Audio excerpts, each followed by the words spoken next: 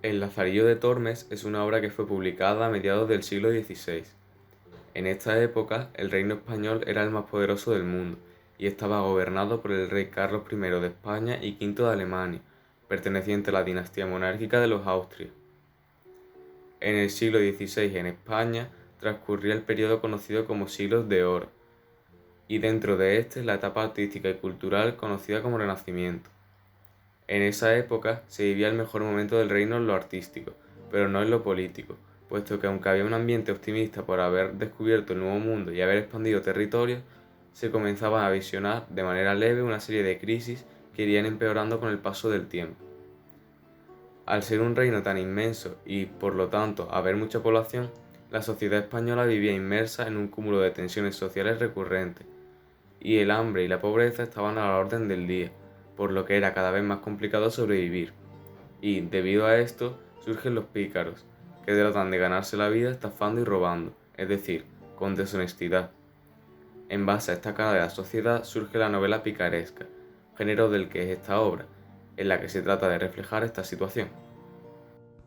Autor del Lazarillo de Tormes. Desde siempre se ha considerado que el autor del Lazarillo de Tormes era anónimo. Sin embargo, a lo largo del tiempo se ha sospechado de diferentes personalidades que podrían haber escrito la obra. Aunque a día de hoy no se han conseguido datos contundentes que demuestren algo, las teorías que cobran más fuerza son las de Alfonso de Valdés y de Hurtado de Mendoza. Alfonso de Valdés fue un humanista español que nació en Cuenca a finales del siglo XV. Entró muy joven en la Cancillería Imperial y pronto se convirtió en secretario y latinista oficial de Carlos I de España, es decir, era como su mano derecha. Su supuesta autoría del Lazarillo de Tormes fue demostrada en 2003 por la profesora Rosa Navarro, que investigó sobre este caso durante 3 años. Los argumentos que Rosa presentó para demostrar que esto era cierto son varios, aunque hay algunos que tienen más peso que otros, como la sátira erasmista que se encuentra presente durante toda la obra y que demuestra que fue escrita por alguien de mentalidad erasmista como era Alfonso de Valdés. Otro argumento de peso es que para los que defienden la autoría de Alfonso de Valdés, su nombre se encuentra encriptado en el título de la obra. Diego Hurtado de Mendoza es el que tiene más reconocimiento como autor del Lazarillo de Tormes, debido a una investigación que salió a la luz en 2010 hecha por Mercedes Agullá, que se basaba en el descubrimiento de una serie de documentos y papeles que nunca antes habían sido hallados y que demostraban que el autor de Lazarillo de Tormes era Diego Hurtado de Mendoza. Ya en el siglo XVII varios autores habían indicado que Diego era el verdadero autor de Lazarillo de Tormes, pero estas afirmaciones nunca habían sido tomadas como verdad hasta que en 2010 Mercedes Agulló lanzó su investigación que demostraba que estas afirmaciones sí eran verdad. Ya centrándonos un poco más en la figura de Diego Hurtado de Mendoza, debemos saber que nació en la Alhambra hacia el año 1500 y fue hijo de Íñigo López de Mendoza, que fue capitán general de Granada. Por esto mismo, Diego tuvo una educación muy detallada y terminó siendo emperador de Carlos V y embajador español en lugares reconocidos como Inglaterra, Roma o Venecia. Para finalizar, cabe destacar que aunque ambos estudios presentan pruebas para defender la autoría de Alfonso de Valdés o Diego Hurtado de Mendoza, todavía no se sabe a ciencia cierta quién es el verdadero autor, aunque la mayoría de las fuentes toman como autor a Diego Hurtado de Mendoza por ser el estudio de Mercedes Agulló más reciente. Obra: La vida de Lázaro de Tormes y sus fortunas y adversidades, o coloquialmente conocida como Lázaro de Tormes, fue la mayor aportación a la narrativa realista de España en el Renacimiento. Tal fue su importancia que inició un nuevo género, la novela picaresca.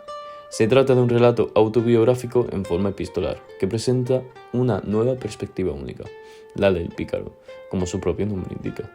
El pícaro es un antihéroe cuyo estilo se aleja completamente del protagonista idealizado de los otros géneros novelescos.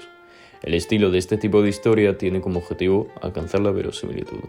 Es por ello que el lenguaje de la obra es llano, natural, con empleo de frases hechas y un léxico sencillo. La obra consiste en un prólogo y 7 tratados en los que Lázaro, el protagonista, narra su vida desde que su madre lo abandonó, dejó a un ciego como amo, hasta que escribió esta historia.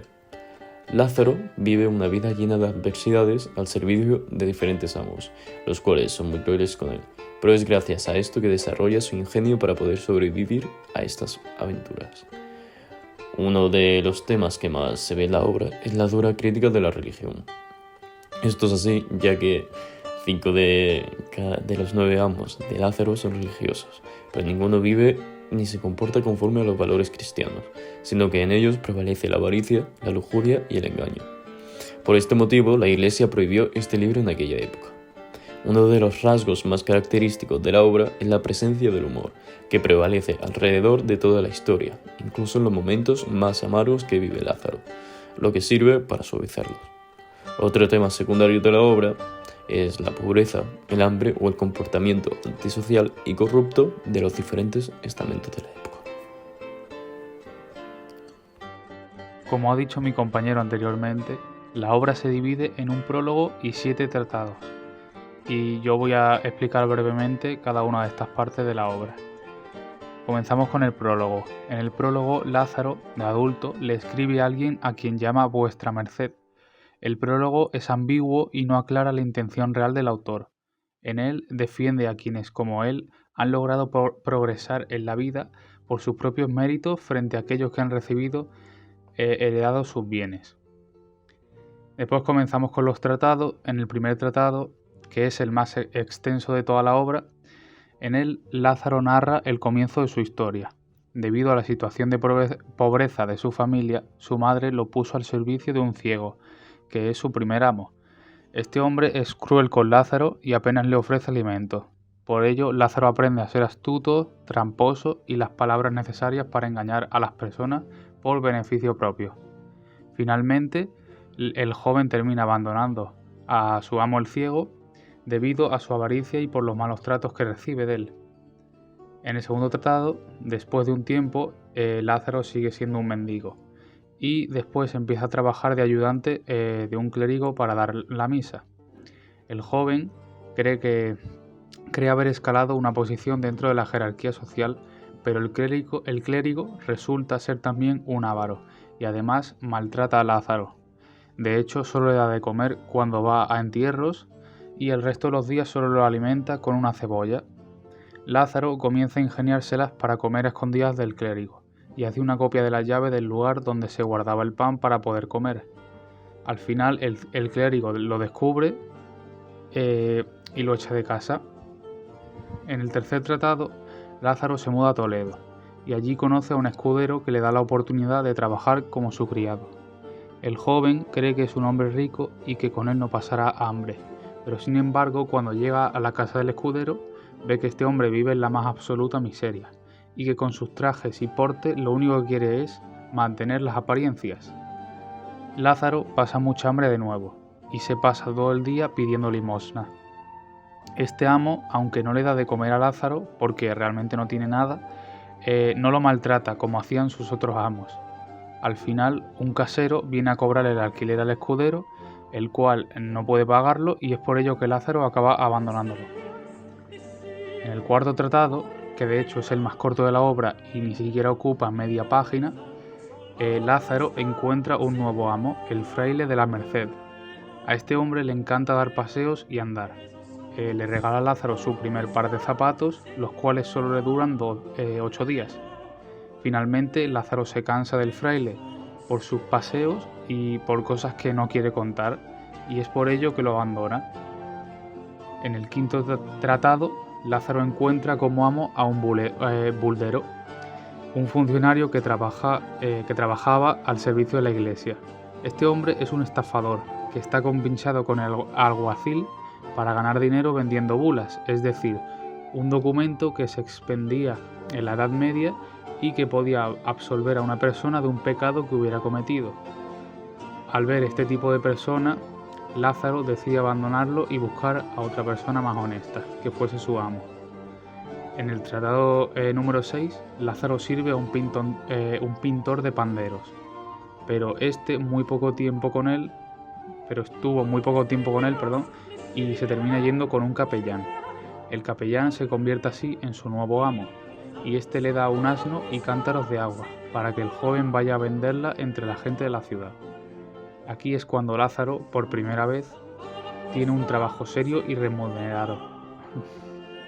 Dada la nueva situación privilegiada en la que se encuentra ahora Lázaro, este se queda 4 años sirviendo a su amo, tiempo que aprovechó para ahorrar dinero y poder comprarse ropa y su primera espada.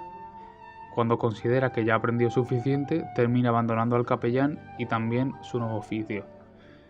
Y por último, el tratado número 7, Lázaro consigue convertirse en el pregonero de Toledo, un empleo honorable y que le permitía vivir bien, sin lujo pero sin miserias. El arcipreste de San Salvador casó a Lázaro con una de sus criadas, pese a que existen rumores sobre las relaciones íntimas entre este y la mujer. Sin embargo, Lázaro hace oídos sordos a esta palabrería y decide casarse y vivir felizmente con su esposa. Y finalmente termina la novela presentándonos a un hombre que ha alcanzado la estabilidad en su vida.